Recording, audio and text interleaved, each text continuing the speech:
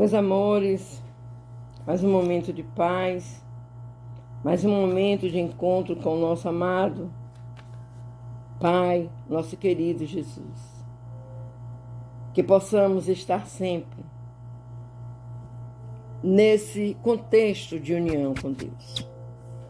Vamos pegar a nossa água para que possa ser fluidificada.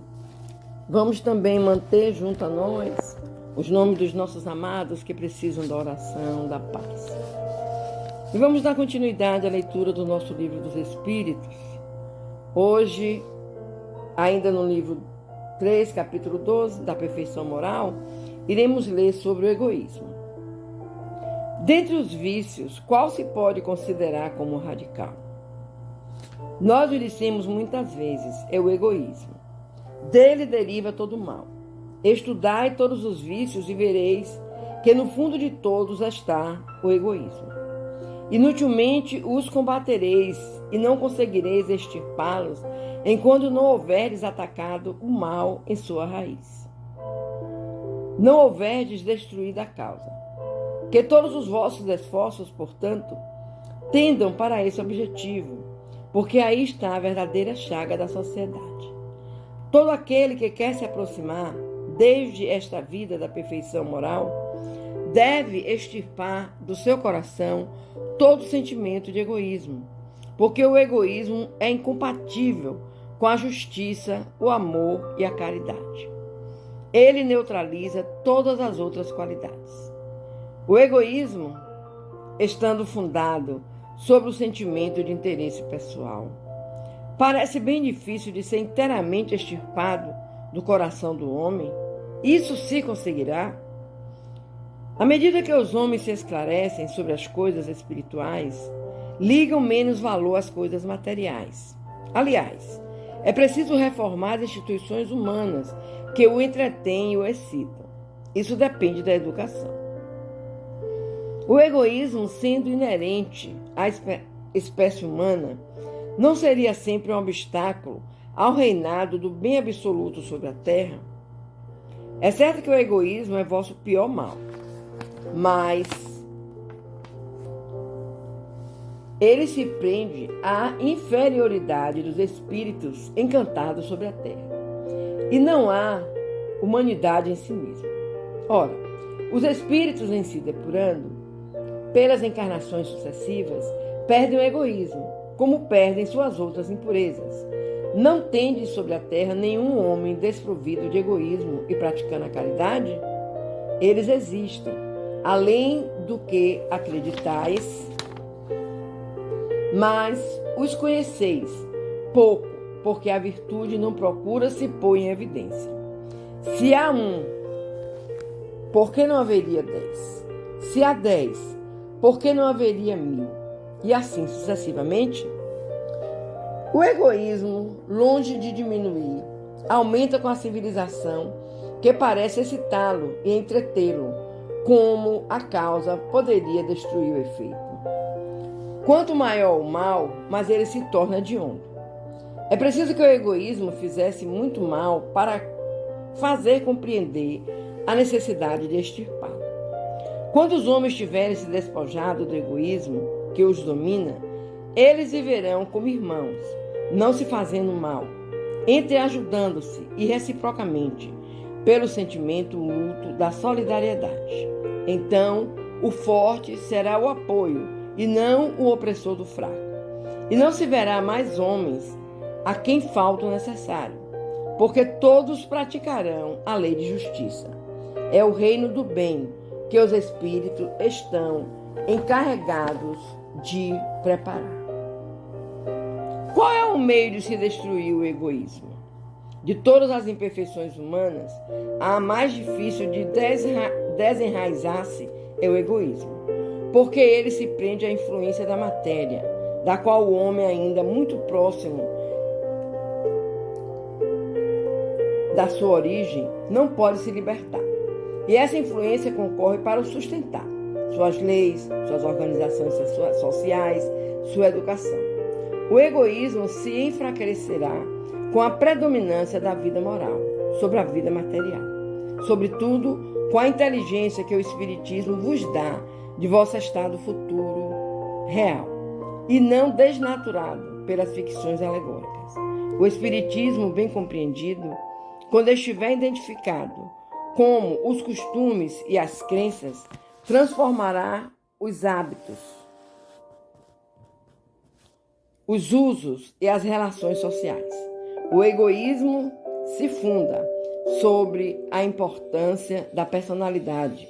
Ora, o Espiritismo bem compreendido, eu repito, faz ver as coisas de tão alto que o sentimento da personalidade desaparece, de alguma forma, diante da imensidade, destruindo essa importância, ou tudo, ou pelo menos fazendo vê-la como ela é.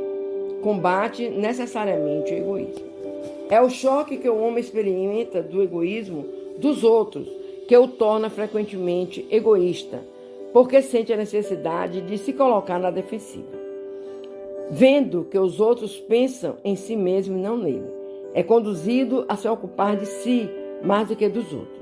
Que a princípio da caridade e da fraternidade seja a base das instituições sociais, das relações legais, de povo a povo e de homem a homem. E o homem pensará menos em sua pessoa quando verificar que os outros nele pensam. Ele sofrerá a influência moralizadora do exemplo e do contato, em perseverança desse transbordamento do egoísmo. É preciso uma verdadeira virtude para esquecer-se em benefício dos outros.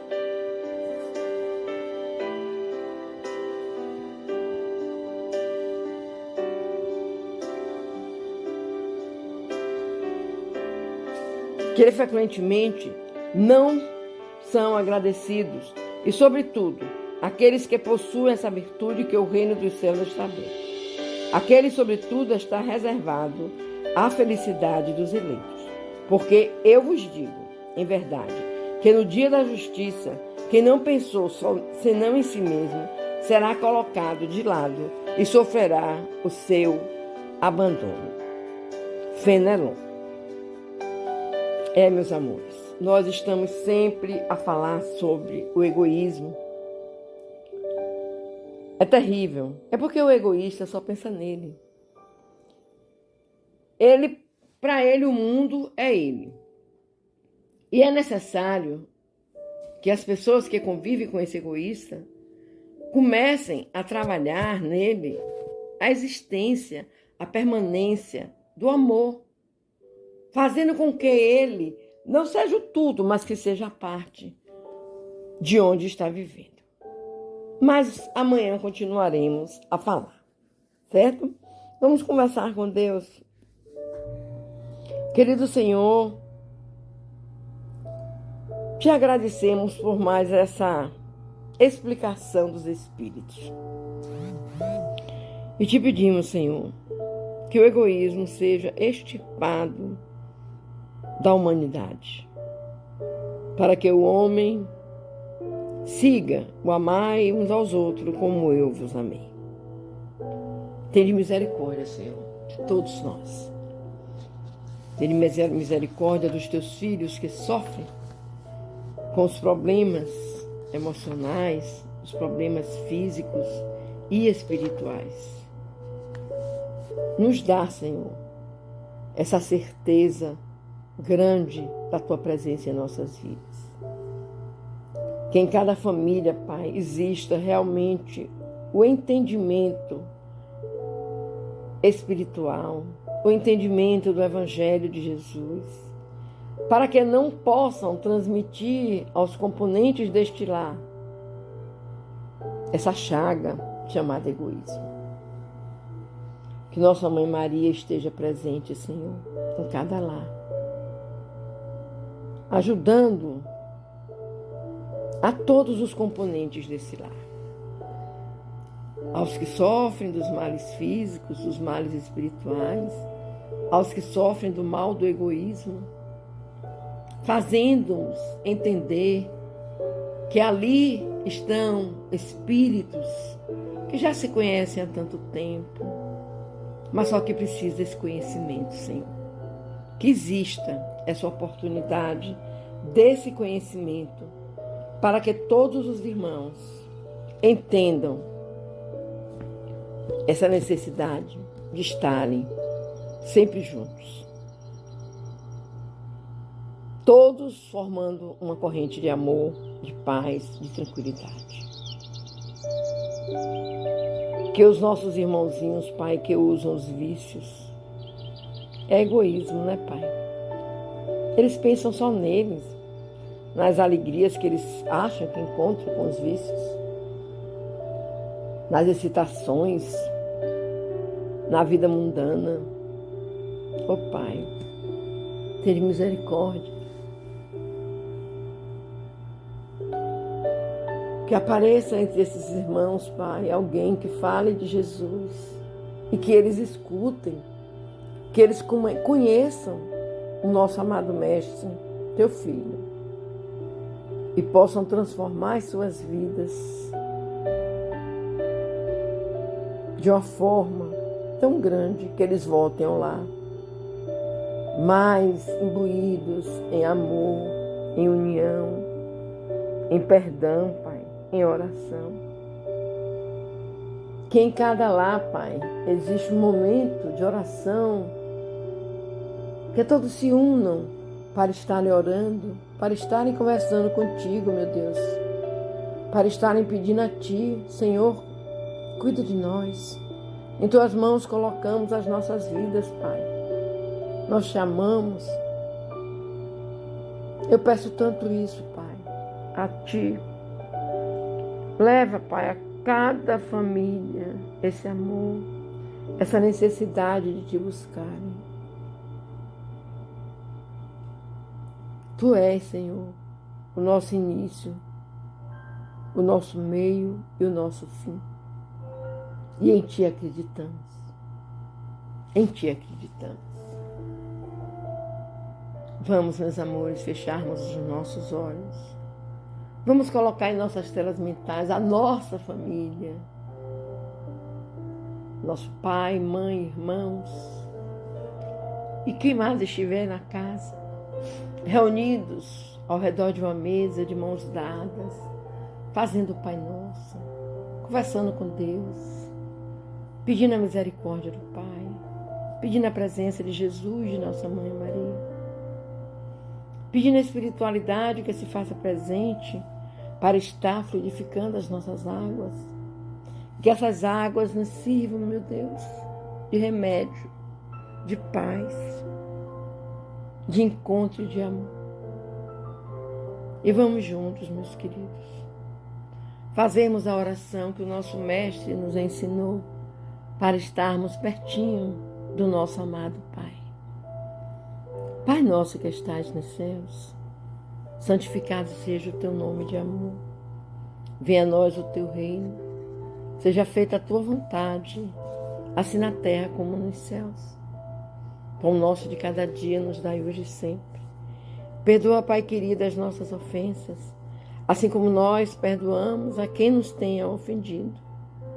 Não nos deixeis cair em tentações, mas livra-nos, Senhor, de todo mal, pois Teu é o poder, o reino, a honra e a glória, meu Deus, por toda a eternidade. Ajuda-nos, Senhor, a controlar, a entender, a partilhar, a viver em família, com muito amor, com muita paz, com muita tranquilidade. Deus seja louvado. Deus seja louvado.